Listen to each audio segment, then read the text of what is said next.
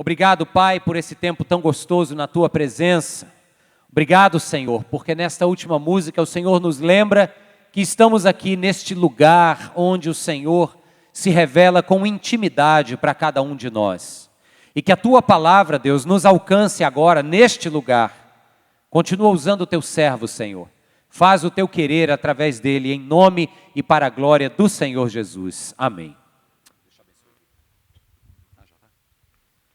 Boa noite, irmãos.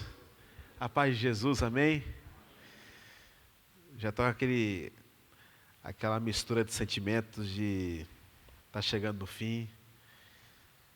Mas em nome de Jesus, quero muito voltar aqui outras vezes, irmãos. E aí vocês ficam cobrando o pastor Mário, por favor, por isso. Que não é esforço nenhum estar em Fortaleza, comendo o melhor caranguejo do mundo. Essas praias aqui, apesar que a chuva hoje complicou. Hoje eu consegui, irmãos, um ingresso através de um amigo meu que trabalha, o Diogo, está aqui conosco. Trabalha na Secretaria de Turismo de Pernambuco, ligou para o secretário, consegui um ingresso, falou, hoje é um beach park. Hoje não deu certo. Mas na próxima vez dará. Mas eu estou muito feliz, irmãos. Que tempo especial. Minha esposa não está aqui essa noite, passou um pouquinho mal, mas está bem. E ficou em casa, mas a nossa casa é muito grata pela vida do Mário, da Cíntia. Vocês já são família, de verdade. É muito bom se sentir em casa, tantos amigos novos, tanta conversa legal. E, de verdade, se vocês forem em Recife, nos procurem, por favor. Será um prazer, um privilégio ter vocês conosco lá, na nossa igreja. Em breve estaremos também em Boa Viagem. Dia 8 de março, estaremos inaugurando a segunda ponte em Recife. E será de verdade um privilégio estar com vocês ali. Eu agradeço a Deus de coração pelo carinho receber esses dias. Dr. Álvaro, meu amigo do coração, e tantos outros amigos aí, muito obrigado pela hospitalidade, tem sido um privilégio estar com vocês aqui. Nós vamos partir para essa última mensagem, essa canção que o Marçal nos liderou na adoração, falando que este lugar é no Senhor. E eu queria terminar hoje falando sobre esperança. A gente começou falando sobre a clareza do Evangelho. Ontem falamos um pouco sobre colocar a mão na massa e ser os braços, os pés, as mãos de Jesus. Mas eu queria falar hoje uma mensagem do nosso coração, porque talvez muito da nossa história tenha a ver, ou a nossa, às vezes, passividade, em certo sentido, pela falta de esperança que nós temos. E a gente se perde muito facilmente na vida quando a gente sai da vontade de Deus. E eu falei isso aqui nos 2 dias, não existe melhor coisa do mundo do que ter certeza que você está no centro da vontade de Deus. E esse lugar é no Senhor Jesus Cristo. Eu queria começar contando algo, minha esposa também falou isso um pouco com o grupo das mulheres ontem à tarde, sobre um estudioso que estuda a sociedade moderna, um francês que foi professor em Stanford, nos Estados Unidos, chamado René Girard. Esse cara criou uma linha de pensamento muito interessante, chamado desejo mimético. E essa linha de pensamento dele, ela parte do princípio que todos nós, é claro, desejamos alguma coisa. Todos nós queremos alguma coisa. Mas a gente quer alguma coisa baseada em quê? É por isso que se gasta tanto dinheiro. Você fala assim, é um absurdo que o Neymar recebe para fazer uma propaganda de Gillette, de se barbear. E a gente fala assim, nós não somos moldados pelo mercado, mas nós somos, irmãos. Porque se tiver o mesmo preço o produto que o Neymar fez a propaganda e outro que você não conhece, você vai comprar o que o Neymar fez a propaganda. Por mais que você goste de futebol ou não goste do Neymar, nós somos moldados por quê? Nós desejamos, é a tese desse homem, por imitação. Então você vai falar o seguinte, se eu perguntar para você, o que é felicidade? Normalmente, o seu aspecto sobre a sua visão sobre felicidade é baseado em alguma coisa. O que é uma família perfeita? Já viu, por exemplo, propaganda de margarina? São as famílias mais felizes do mundo. Dentes lindos, maravilhosos, sempre tem um cachorro. Você fala, isso aqui é um exemplo lindo de família feliz. E nós achamos que felicidade é ter uma família dessa e a gente acha que de alguma forma isso vai acontecer. Ou então, o que é felicidade? Cara, felicidade é se eu tiver, sei lá, R$1 milhão na minha conta bancária. Porque dizem que quem tem dinheiro é feliz. Ou se você tem poder. Então, quando a gente para pensar que nós somos, na verdade, muito daquilo que o mercado imprime em nós, ou seja, nós desejamos por imitação. Ninguém aqui fala assim, não, eu não tenho parâmetro nenhum. Nós temos um parâmetro. E é fato que o mundo ele vai nos imprimir um parâmetro que tem atrapalhado a nossa comunhão, nosso relacionamento com Deus. Porque se o nosso parâmetro não está nas coisas de Deus, nós vamos nos frustrar, até porque, irmãos, não tem como suprir todos os desejos e carências da sociedade.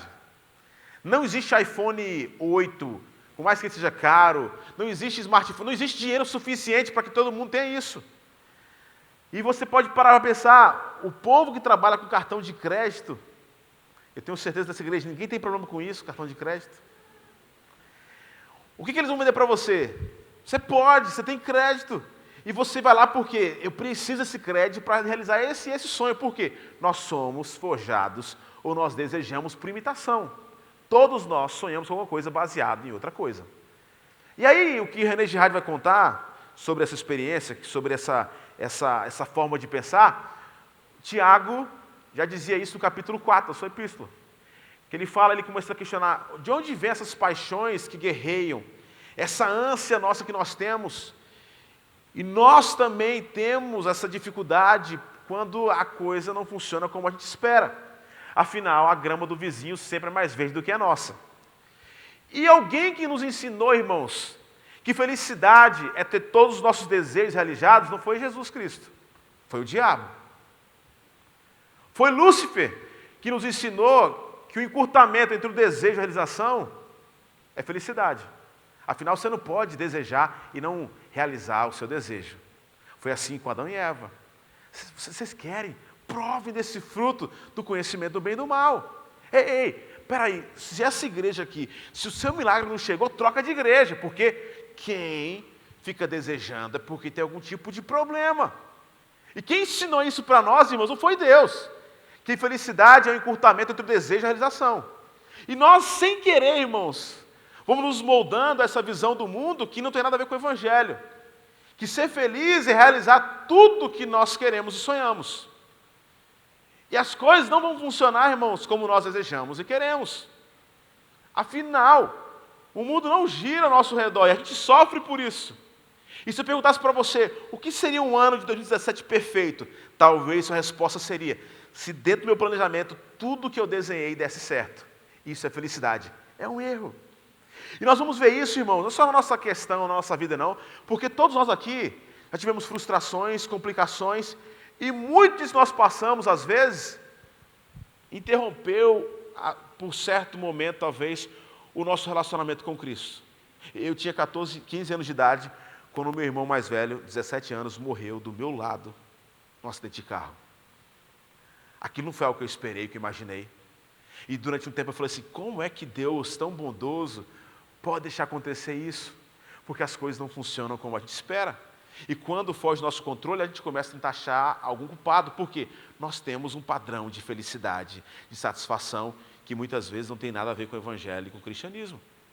E aí, irmãos, essa história, ela não é só a história da nossa vida, sobre planos e projetos que não funcionam como a gente espera, mas eu queria falar sobre esperança e eu quero apresentar Jesus. Onde eu vou, uma coisa que tem enchido meu coração, é ver Jesus e apresentar Jesus em toda a Bíblia. É ler a Bíblia, inclusive o Velho Testamento, apontando para o sacrifício de Jesus Cristo e enxergando Jesus em tantos detalhes lindos. Eu queria falar sobre esperança na perspectiva de uma mulher de Deus que passou por uma crise muito grande. Eu queria que você abrisse sua Bíblia comigo em Ruth capítulo 1. Nós vamos ler vários versículos, se abrir sua Bíblia você espera aí, mas também acho que está no telão. Nós vamos ler vários versículos falando sobre justamente essa frustração que nós temos, porque nós desejamos às vezes muita coisa que não tem nada a ver com a vontade de Deus para a nossa história. Ruth capítulo 1, a partir do versículo 1. Na época dos juízes, houve uma grande fome na terra. Um homem de Belém de Judá, com a mulher e os 2 filhos, foi viver por algum tempo nas terras de Moabe. O homem chamava-se Elimeleque, sua mulher Noemi, e seus 2 filhos, Malom e Quilion, eram Eufrates de Belém de Judá, e chegaram a Moabe e lá ficaram. Vamos dar uma parada por aqui. Nomes do Velho Testamento, eles significam muita coisa.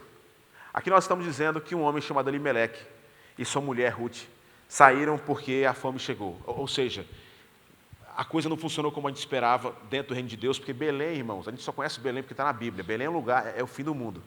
Aquele tempo era um vilarejo, e a gente só conhece Belém também porque a Bíblia relata e porque Jesus Cristo nasceu nesse lugar insignificante. É insignificante.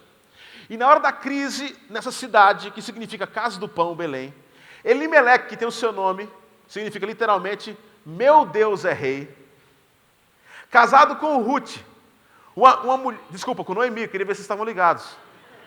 Casado com Noemi, que significa querida, doce, tem 2 filhos, e você que vai ser pai aí, que nome legal, Quilion e Milion. Que um significa literalmente doença, Malom, e Quilion significa definhamento quebrado. Quando a coisa não funciona como eles esperam, e nós falamos, Deus, o Senhor é da nossa casa. Mas muito nosso desejo mimético, porque nós projetamos algo, não funciona como a gente tanto planejava, às vezes a gente dá uma escapada, irmãos, a gente some da igreja, às vezes a gente deixa de fazer um monte de coisa para o reino de Deus, afinal, Deus, aonde o Senhor está? E nós começamos sem querer, negar Jesus e abrir exceções que nunca deveriam ser abertas. Eles começam e eles saem do propósito de Deus, que era estar na mesma dificuldade em Belém, que significa a casa do pão. E eles vão para um lugar, irmãos, que Deus nos agradava. Eles vão viver com os moabitas, um povo perverso, um povo que não agradava a Deus, mas eles saem da vontade de Deus para tentarem achar refúgio fora dos planos de Deus para a história deles.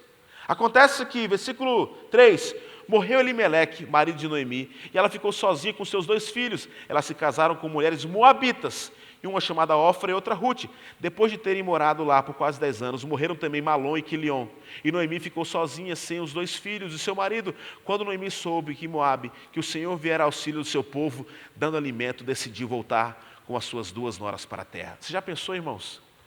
Você sai com um planejamento perfeito, vamos sair, vamos encontrar felicidade, chega em outra cidade, os seus filhos agora se casam, e quando aquelas mulheres se casam, depois de um tempo, o seu marido, ele morre. Depois de um tempo, o seu filho, doença, morre. Depois de um tempo, o seu outro filho, definhamento, morre. E agora fica a mulher com as suas 2 noras, em um lugar que Deus não se agradava. Qual era a atitude dela? Vamos voltar. A gente faz muito isso. E amei por isso. Quando as coisas não funcionam no mundo, a gente fala assim, vamos voltar para a igreja porque a gente fez besteira. E elas então, irmãos, começam a voltar para aquela cidade significante chamada Belém. Mas acontece que, capítulo 1 ainda, versículo 15, as 2 mulheres voltando com a sua sogra, Noemi, ela chega e fala assim, Noemi chega para a sua nora e fala assim, veja o que a sua concunhada fez. Ela está voltando para o seu povo e para o seu Deus, volte com ela. Ruth, porém, respondeu, não insista comigo que te deixes ir, para que eu não mais te acompanhe, aonde fores eu irei, aonde ficares eu ficarei. Uma pausa aqui. Vocês já ouviram isso no casamento, irmãos? Homem falando para a mulher isso? Essa mulher era crente, irmãos, isso é uma mulher falando para a sogra. E a gente usa para casamento, né? Aonde fores eu irei, aonde ficares eu ficarei. É bonito, mas isso aqui é outro contexto, e a gente usa para homem e mulher. Mas isso é a nora falando para a sogra. Ruth era muito crente, irmãos. Vamos voltar para a história aqui. Versículo ainda 16. O teu povo será o meu povo, o teu Deus será o meu Deus. Aonde morrer, eu morrerei, ali serei sepultada. Que o Senhor me castigue com todo vigor, se outra coisa que não a morte me separar de ti. Eles então, irmãos, começam a voltar para a casa do pão, para Belém, aquela cidade insignificante. Mas quando a gente começa, irmãos, depois de algum tipo de crise, trauma, voltar a alinhar o nosso coração com o coração de Deus, nós temos um problema seríssimo. Que na verdade não é um problema, a gente deveria ver como algo especial. E eu falei um pouco isso já tarde. Mas é porque, você imagina, irmãos, 10 anos morando longe. E agora diz que volta só Noemi, agora com a sua nora, Ruth. Se uma igreja já tem bafafá, já tem falatório, imagine, irmãos, o bafafá que foi naquela cidade quando as 2 estão voltando.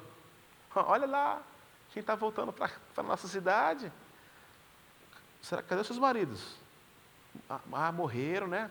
Agora está voltando para cá, desesperada, Tá bom. E quando voltam, as pessoas diziam, olha quem está voltando, Noemi. Que significava o quê?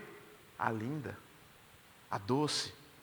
Mas agora aqui no versículo 20 diz que Noemi, quando foi questionada pelo Senhor, ela fala assim, olha, por favor, não me chame de Noemi, me chame de Mara, pois Todo-Poderoso tornou minha vida muito amarga, de mãos cheias eu parti, de mãos vazias o Senhor me trouxe de volta.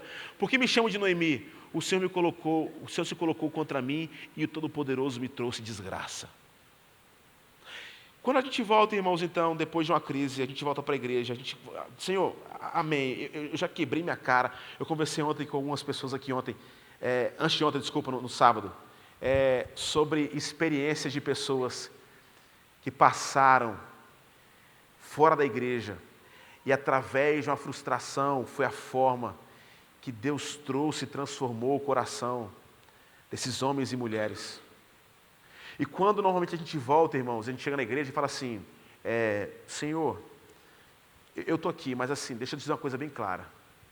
Deixa eu deixar uma coisa bem clara. Eu não estou preparado para o ministério. Eu sou uma pessoa completamente inexperiente. Você já usou essa desculpa quando o pastor, alguém te chamou para fazer alguma coisa? Pastor, calma que eu não tenho experiência nenhuma. Eu sou uma pessoa que não tenho muita Bíblia. Eu não estou falando que isso é ruim. Você precisa se aprofundar. Eu estou falando que isso aqui, você tem que querer crescer na palavra de Deus. Mas agora Noemi, quando volta, toma a decisão de voltar para o lugar onde Deus queria que ela estivesse. Ela fala assim, peraí, ninguém me chama de linda, de maravilhosa, me chama de Mara, porque minha vida está uma desgraça. A vida não funcionou como eu esperava. Afinal, o meu marido, que chamava Elimeleque, dizia que Deus é rei, mas Deus não era rei nada, porque quando a coisa complicou, ele foi embora. E agora eu estou voltando sem nada para a igreja. Eu estou voltando para cá, eu estou com vergonha. Eu não tenho experiência, eu não sou ninguém. E aí, irmãos, durante muito tempo da nossa história, eu falei um pouco mais sobre isso ontem, sobre esse engajamento que nós precisamos ter como igreja, entender que nós temos um chamado, e nós temos um papel lido no reino de Deus, porque isso mexe demais com o meu coração. E quando eu vejo pessoas que são chamadas para se engajar no ministério, normalmente a desculpa é assim, eu não estou preparada, por favor, não me chame de linda, porque eu passo tanta coisa, eu não estou preparado para me envolver no reino de Deus. Quando alguém inventou algum dia que Deus estava querendo achar pessoas que estavam completamente preparadas, eu nunca vi isso. Deus sempre foi em busca de servos que estavam dispostos. Quando Deus chama Moisés, o que ele fala? Não estou preparado, mas é você porque eu conheço seu coração. Quando Deus chama Gideão para libertar o povo dos midianitas, o que Gideão faz? Eu sou o menor do meu clã, eu sou o menor da minha tribo, eu sou o menor da minha família, eu não estou preparado. Quando Deus chama Samuel, você vai ver, irmãos, a resposta desses homens, assim, eu não estou preparado. E que bom que você sabe que você não é bom e que você é despreparado, mas o que você faz a partir disso, que faz toda a diferença. Porque, em detrimento de uma explicação ou explanação do seu despreparo, você não sai do meio, você não sai do caminho, você fica travado e fica vivendo uma vida que não é a que Deus quer para a sua história. Eu sou casado há 10 anos, vocês viram minha esposa ontem, a mulher mais linda do mundo. Quando eu me casei, irmãos, eu achava que entendia as mulheres. Agora que eu casei, eu tenho a convicção e certeza que eu não entendo nada sobre as mulheres. E as mulheres também dos homens. Nós somos diferentes, graças a Deus por isso. Mas a minha esposa, irmãos, casamos, fomos para o lua de mel, quando a gente voltou para casa, na primeira semana de casados, agora em casa, eu falava assim, amor, tem como se arrumar logo? Porque a gente precisa sair daqui a 20 minutos. Porque eu consigo me arrumar em 20 minutos. Ela não verbalizou, irmãos, ela olhou para mim assim como eu consigo ler, enxergar e saber que minha esposa está pensando só pelo olhar. Ela falou assim, você é imaturo? Você... 20 minutos? Você sabe, mulheres, 20 minutos é impossível se arrumar. Ela falou assim, amor, deixa eu pedir uma coisa para você. Vamos fazer um pacto aqui. Furamos o dedo, estou brincando, irmãos. Quando a gente for sair agora, você me avisa com 1 hora de antecedência. Eu falei, tá bom. Amor, vamos sair daqui 1 hora. E aí minha esposa vai se arrumar e eu fico no sofá, assistindo televisão, fico demorando. Meia hora passou e ela começa, amor, por favor, eu preciso da sua ajuda. Nessa hora, eu vou ensinar aqui, tem casais em crise, eu vou ensinar você a sair da crise. eu vou te ensinar uma coisa especial nessa noite, irmãos. E ela fala assim, amor, eu preciso da sua opinião. Você começa a orar, Senhor, Espírito Santo de Deus. O Senhor me dê discernimento para falar o que ela quer ouvir, não o que eu acho. E você chega naquele quarto, você não consegue ver sua cama, que toda mulher acha que ela não está bem, que ela está gorda, não sei o quê. E ela já está com a roupa assim, mas o cabelo não está meio assim. Ela fala assim, eu preciso da sua opinião. Irmão, não fale isso de cara. Senhor, age nessa hora, Pai. Eu preciso saber se você prefere esse sapato verde aqui ou esse sapato azul. Amor, prendem homens. Os dois estão maravilhosos. Estão demais. Amor, por favor, eu quero a sua opinião sincera, amor, me fala. Não caia nessa, irmãos, ainda. Amor, isso aqui está maravilhoso, irmão. Eu não tenho como. Agora você acha um detalhe. Porque o azul está combinando com o seu brinco.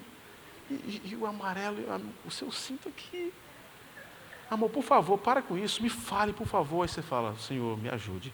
Amor, os dois estão maravilhosos, mas acho que o azul... Sério, amor? Não, eu preferi o amarelo.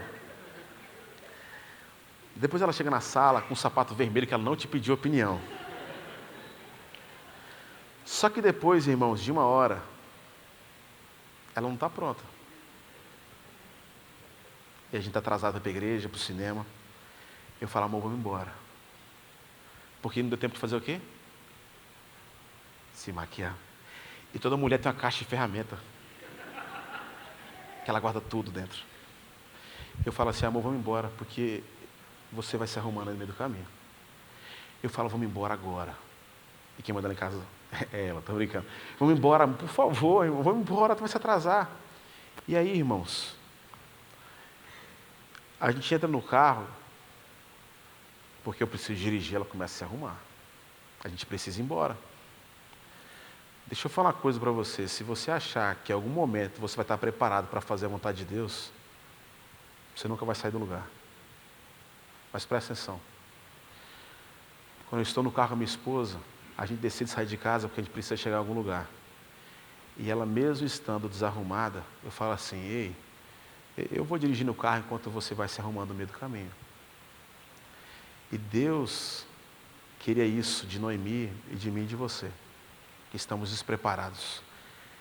Entra no carro com o Senhor que dirige a sua história e começa a fazer a vontade dEle enquanto você vai se arrumando no meio do caminho. Mas saia desse modismo, desse marasmo. Você acha, irmãos, que Noemi relutou ou não para voltar para sua casa? Eu não estou preparada. Inclusive, pare de me chamar de Noemi.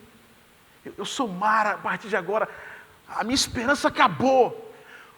Toda a expectativa que eu tinha, desejo mimético, tudo que eu sonhava, não funcionou, agora minha vida acabou. E essa história, irmãos, parece a história de desastre. E a nossa história, às vezes, parece a história de desastre. Eu perdi meu irmão, talvez você perdeu o seu filho, talvez você foi abusado. Você fala assim, a vida é muito ruim, nada funciona como eu espero. E parece que a nossa vida, muitas vezes, é um filme de terror, ou não funciona como a gente esperava. E essa história parece que caminha para um desastre. Mas aí, irmãos, Noemi decide voltar e começar a agir de novo, junto com a sua norinha, a Ruth. E fala assim, olha, vamos ter que recomeçar. E eu não sei quantas vezes você já passou por isso. Fala assim, meu irmão, vamos enterrar esse luto aqui e vamos começar a agir de maneira que Deus quer na nossa história. Vamos tentar agir e fazer a vontade de Deus pela primeira vez na nossa vida, porque a gente está tão preocupado com o que o povo vai achar de nós, que a gente não deixa algumas coisas que têm nos feito mal. Vamos começar do zero a nossa história. E aí Noemi chega para Ruth e fala assim, olha, é o seguinte, nós vamos ter que fazer alguma coisa. E aí Ruth, uma mulher de Deus, irmãos, vivendo com a sogra, fala assim, eu vou trabalhar, a senhora já está com mais idade, eu vou para os campos, o que eu preciso fazer? Aí diz a palavra de Deus, no capítulo 2, versículo 1. Noemi tinha um parente da parte do marido, que era um homem rico e influente, pertencia ao clã de Elimeleque, que chamava Boaz. Ruth, moabita, disse a Noemi, vou recolher as espigas dos campos daquele que me permitir. Vá, minha filha, respondeu Noemi. Ela então foi e começou a recolher as espigas atrás dos ceifeiros. Por acaso, justamente na parte da plantação que pertencia a Boaz, que era do clã de Elimeleque. Presta atenção, na cultura judaica, assim, o povo tinha um senso de comunidade muito forte. Quando alguém tinha algum tipo de safra, algum tipo de plantação, o que eles faziam? Eles pegavam os melhores para vender e jogavam aquelas coisas que não eram esteticamente muito perfeitas ou bonitas no chão, para que as pessoas que precisassem, os pobres daquela cidade, pudessem colher. Ela decide, irmãos, fazer um serviço que muita gente não quer fazer. Começar do zero, irmãos, é um privilégio. Começar uma empresa sua talvez se quebrou, é fazer coisa que você fala assim, não, mas eu não vou começar do jeito lá de... Não, a gente às vezes para na vida, porque nós temos um parâmetro mimético, ou desejo baseado em outras percepções, que trava muito o que Deus quer na nossa história. A gente não quer se humilhar, a gente quer falar assim, eu quero recomeçar, eu quero fazer do jeito certo agora, eu preciso me despir dos meus orgulhos, eu preciso começar do zero. E Ruth vai fazer um trabalho, irmãos, que muita gente não queria fazer. Um cara lá da Globo se converteu na nossa igreja. Voltou para Jesus. O cara que vai estar na Copa do Mundo, se você ver ele, você vai conhecer porque ele trabalha em Recife, mas ele roda no Brasil todo. Ele é o rosto mais visto da Globo, porque ele apresenta o Globo Esporte lá em Recife. E estava lá na igreja. E aí, irmãos, Deus falou com ele, transformou a família dele toda na igreja, fez o curso de novos membros, chegou para mim assim, pastor, quero servir na igreja. O que você imagina? O cara da Globo, âncora do Globo Esporte. Vamos usar ele para fazer os avisos, imagina. E aí, pessoal, tudo bem? Boa noite. Semana que vem nós vamos ter grupo de relacionamento. Olha, nosso culto semana que vem vai ser maravilhoso. Eu falei para ele assim, irmão, sabe o que você vai servir aqui na igreja? E onde, cara? No estacionamento. Ele falou assim, amém, pastor. Por quê? Porque talvez, e a equipe que a gente tem mais dificuldade, porque é um calor, irmãos, é um galpão, a gente aluga. Ninguém quer ir para lá. Mas se Jesus fosse servir em algum lugar, eu imagino que seria na equipe mais complicada. E ele foi semana passada pela primeira vez. Estava no estacionamento. Foi engraçado, irmãos. Imagina chegando com um carro na igreja, e o cara, para cá. Meu Deus. Porque isso impacta as pessoas, irmãos. Fazer coisas que você não quer fazer na sua família, que você fala assim, não, a culpa não foi minha, eu não vou pedir perdão. Inclusive, assim, eu vou aqui, eu manter a banca, porque esse pessoal não pode ter essa imagem distorcida de quem eu sou. Quando Jesus se humilhou, se fez servo, e foi por causa dessa atitude de Jesus, irmãos, nós estamos aqui, que a gente fica constrangido com esse Deus que se fez carne e habitou entre nós, que morreu e foi o maior servo de todos. E fazer o trabalho que Ruth fazia não era coisa normal. E aí diz que, por acaso, quando Ruth estava ali catando as espigas, ela se deparou justamente na parte da colheita que era do primo de Elimeleque, chamado Boaz. Por acaso. Eu imagino lá, Rutinha lá. Quem lembra? Rutinha, Raquel. Estou brincando, irmãos, volta para cá. Rutinha, Raquel. Isso é coisa do meu passado, eu não assisto mais novela. É, irmãos, Rutinha lá catando as espigas, irmãos. Aquele vento batendo naquele rosto dela, no cabelo. E Boaz lá. Senhor, o que é isso? Na minha plantação.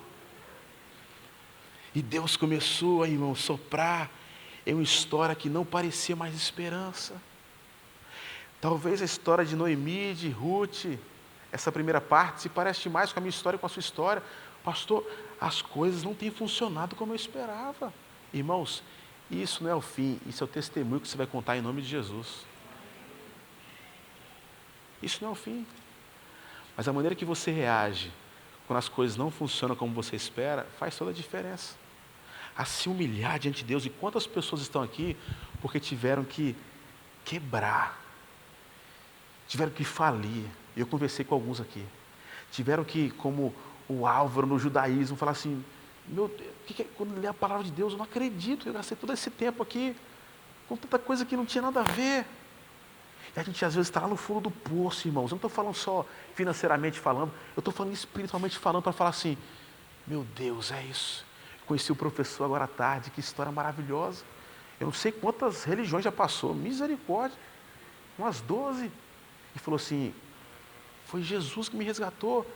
E esse resgate, irmãos, esse reinício, esse recomeço, ele é essencial para a gente descobrir que nós não somos nada e que nós precisamos fazer a vontade de Deus. E aí quando ela começa lá a fazer um serviço que parece indigno para a sociedade, acontece, irmãos, que Noemi, mais velha, experiente, falou assim: ei, Boaz, ele vai estar numa festividade na casa dele, capítulo 3, e ele normalmente ele desce para dormir lá no celeiro. Você vai lá e você vai se colocar como serva, porque esse homem, ele é um homem crente, um homem de Deus, e você vai se colocar perto dos pés dele. E olha o que acontece, irmãos, quando de repente, capítulo 3, versículo 8, no meio da noite, o homem acordou e de repente ele se virou e assustou-se ao ver uma mulher deitada aos seus pés.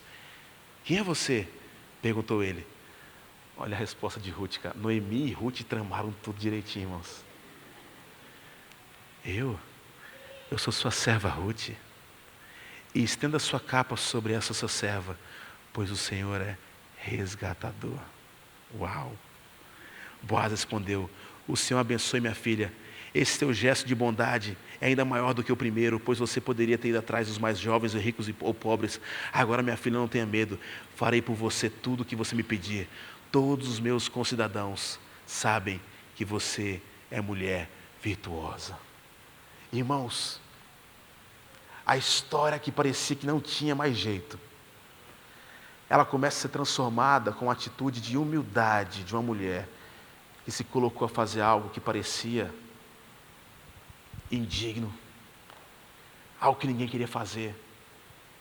Não existe, irmãos, por isso que a Bíblia fala que é mais fácil o camelo passar por um furo de uma agulha do que o rico entrar no reino do céu. Eu não estou falando que rico não vai entrar no reino do céu, mas é o cara que tem no seu coração uma soberba de achar, por causa dessa imitação, que ele tem poder e pode comprar todos e tudo.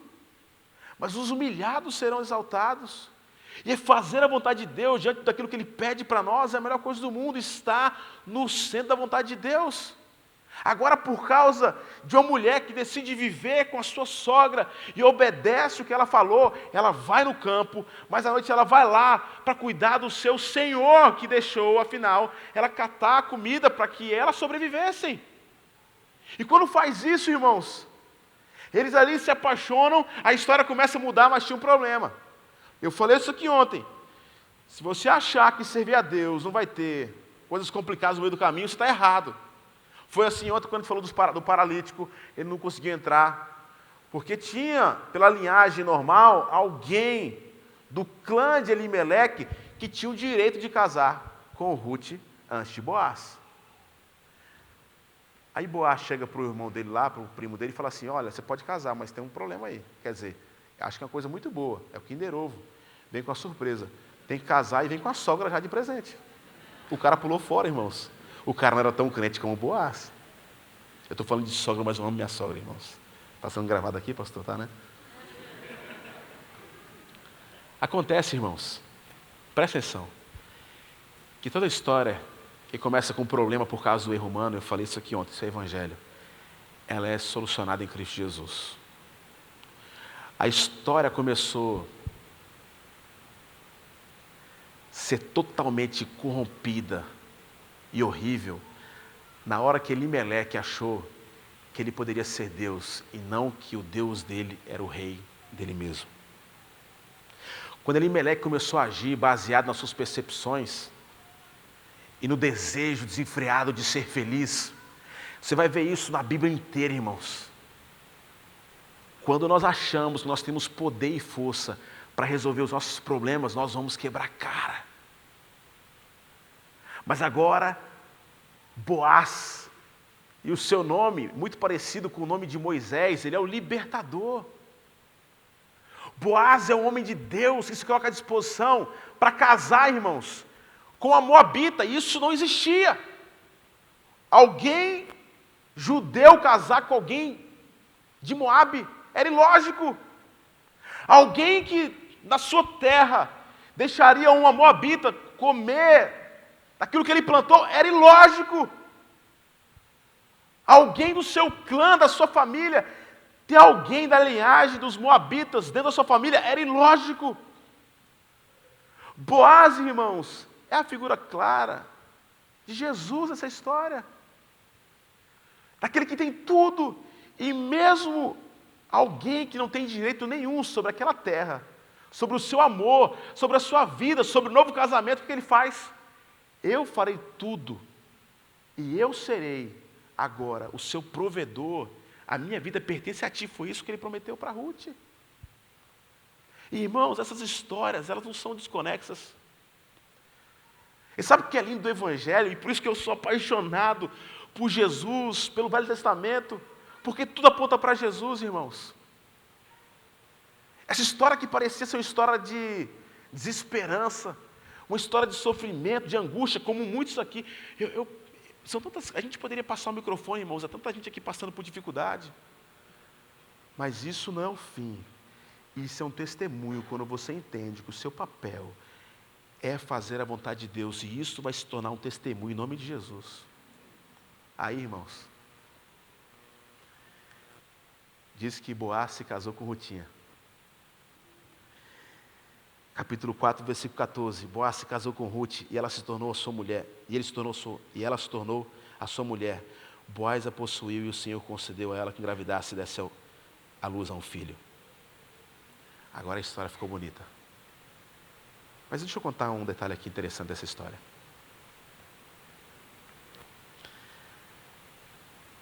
Você sabe quem é a mãe de Boaz? Uma mulher chamada Raabe. Mulher essa conhecida como prostituta. Vocês lembram quando Josué foi entrar em Jericó? Ele manda os espiões para conhecer a cidade? Quem foi que acolheu aqueles espiões? Raabe. E quando Deus, através de Josué e o povo de Israel, fosse destruir Jericó, aquela família não morreria. Vocês estão vendo o evangelho aqui? Talvez a mulher que humanamente nós não salvaríamos porque era uma prostituta, foi essa mulher que foi salva em Jericó. Talvez entre as mulheres que não mereciam perdão porque era moabita, nós não salvaríamos ela, foi ela que Boaz salvou. Só que Raabe tinha um filho. E esse filho, por acaso, se você acha que tem acaso na Bíblia, se chama Boaz. Boaz se casou com quem? Com Ruth. Que por acaso, irmãos, tiveram um menino chamado Obed. Obed teve um filho, que por acaso se chamava Jessé. Jessé teve um filho, que por acaso se chamava o rei Davi. E 28 gerações depois, porque uma mulher decide fazer a vontade de Deus, porque ela decide transformar a história dela, nasce em Belém, num lugar insignificante, irmãos, um menino chamado Jesus Cristo de Nazaré. O Mário pregou na nossa igreja, numa série que a gente fez, Eu Sou José, Eu Sou Maria, no Natal que teve. E a série é para apresentar Jesus de uma forma, é impossível tirar a forma divina, mas humana. Presta atenção. Você imagina, irmãos, o anjo Gabriel chegando para você e falar assim: você vai ser a mulher que vai carregar o Salvador. Ela lembrou na hora a profecia de Isaías 9. O seu nome será Maravilhoso, Conselheiro, Deus Forte, Pai da Eternidade, Príncipe da Paz. Aí eu chego para você e presta atenção. Esse ano 2018 vai ser o melhor ano da sua vida. Amém, igreja? Isso não quer dizer que você não vai passar por problema. Porque o prometido para Maria foi que ela seria a mãe do Salvador. Agora você imagina, irmãos, quem aqui é mãe de primeira viagem? Você fica desesperado porque você não sabe como é que é, a gestação, aquela coisa toda. Aí Maria vai, meu irmão, eu vou ser a mãe do Salvador. Ela conhecia, a mulher judia, ela conhecia a profecia, o Pentateuco, a Torá, a lei mosaica, ela conhecia tudo. Mas aí, irmãos, imagina, César manda fazer um recenseamento, tem que voltar para a sua cidade natal para a gente fazer um novo censo. Eles voltam para Belém. Belém estava lotada, eles não acham casa. E não achando casa, eles pararam onde? Era tipo de um estacionamento da hospedaria. Eles pararam, irmãos. no lugar ilógico, onde o povo deixava os animais. E Maria assim, ó, Deus prometeu que a minha vida seria, eu seria a mãe do Salvador. Não parece um pouco paradoxal e ilógico, irmãos? Me falaram que meu ano seria o melhor da minha vida, mas por que nós temos um parâmetro que não é o parâmetro do Evangelho, a cruz de Cristo? A gente se frustra, porque nós desejamos por imitação outra coisa que não é a vontade de Deus. E na hora, irmãos, da angústia, imagina, o Senhor prometeu um monte de coisa, eu estou aqui agora numa estrebaria, com um cavalo, com um boi, e agora? Mas ela entende que ela tinha um propósito no reino de Deus. Irmãos, a manjedoura não é um berço gourmet, diferenciado, não, irmãos. Era onde o povo, era onde o boi, a vaca, os animais comiam sal, o alimento, irmãos. Era um lugar ilógico, humanamente falando. Mas diante do plano de Deus, aquela mulher se colocou à disposição para fazer a vontade de Deus. Então, quando eu falo que o seu ano vai ser o melhor da sua vida, é se você tiver o seu plano alinhado com a vontade de Deus para a sua história. Não é mais assim, amém, Ele está prometendo isso, então vai tudo dar certo como eu espero. Não. Se isso não for a vontade de Deus, não. E quando agora você tira o parâmetro das coisas do mundo e coloca diante do Evangelho, irmão, você vai ser a pessoa mais feliz do mundo, talvez ganhando 10 vezes menos. O seu casamento vai ser restaurado pela graça de Deus. Deus fez você quebrar para você dar valor de novo à sua esposa. O seu ano vai ser o ano mais extraordinário do mundo.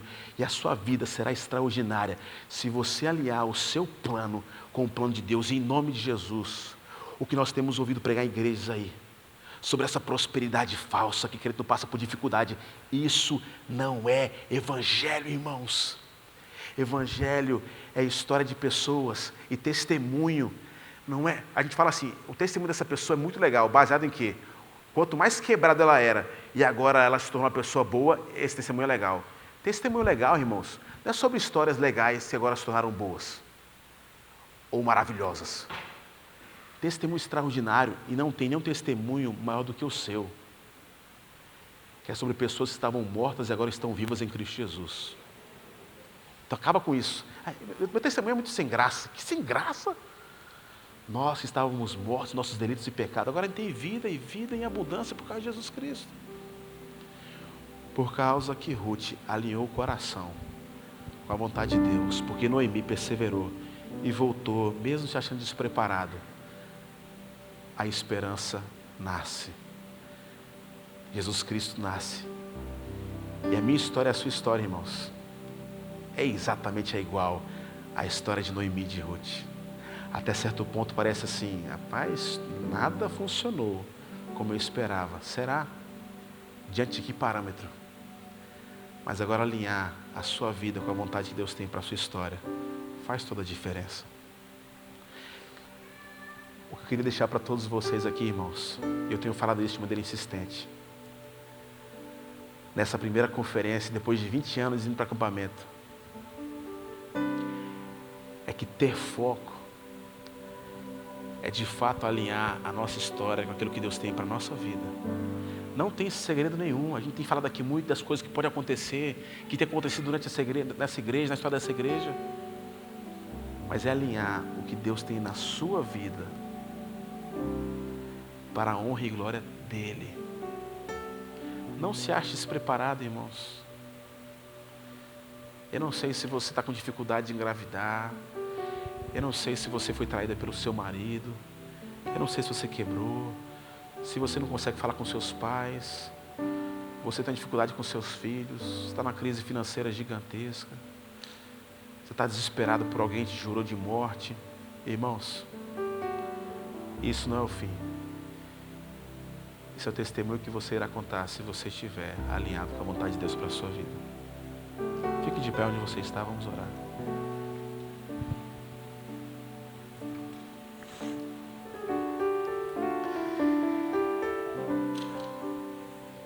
Nós estamos falando sobre esperança. E talvez alguns irmãos aqui já falam assim, eu não tenho mais esperança. Eu já perdi esperança sobre esse ponto, sobre aquilo. Irmãos, a nossa esperança está em Jesus Cristo. E não há lugar melhor do que para estar do que diante da vontade dele para a nossa história. Está em Jesus Cristo. E eu falei tantas coisas aqui durante esses 3 dias. Mas em nome de Jesus, eu queria que de verdade esse tempo não passasse como uma simples conferência, mas que isso aqui fosse marcado de fato como uma agenda que Deus marcou na sua história para falar com você. Porque se você se emocionou, mas isso não gerar uma ação, talvez foi mero moralismo.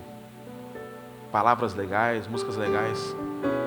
Mas a minha oração é para que essas palavras possam ser usadas para transformar e trazer uma nova vida, um novo foco daquilo que Deus tem para a sua história.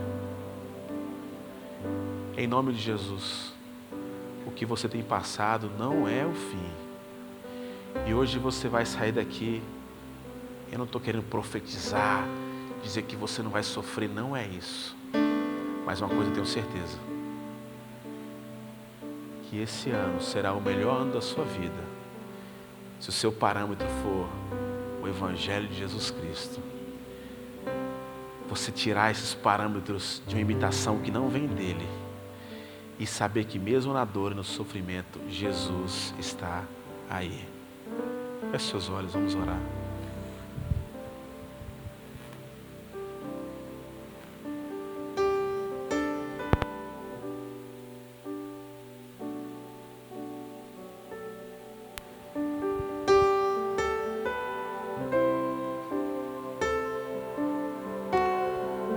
Senhor Jesus,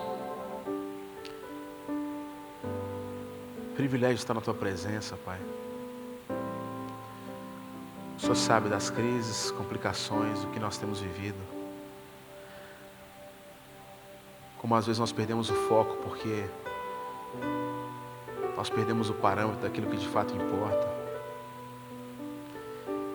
Eu oro nessa noite especialmente, Pai, pelas pessoas que estão desesperançosas, que não conseguem mais enxergar o horizonte, talvez algum tipo de doença, talvez um luto que não consegue ser vivido mais, talvez uma separação, uma traição. Assim como o Senhor resgatou Ruth através de Boaz, nessa noite o Senhor quer nos resgatar, Pai, e transformar a nossa história, o nosso entendimento sobre o reino de Deus. Nós queremos ter o nosso parâmetro alinhado com a Tua vontade, Pai. Em nome de Jesus.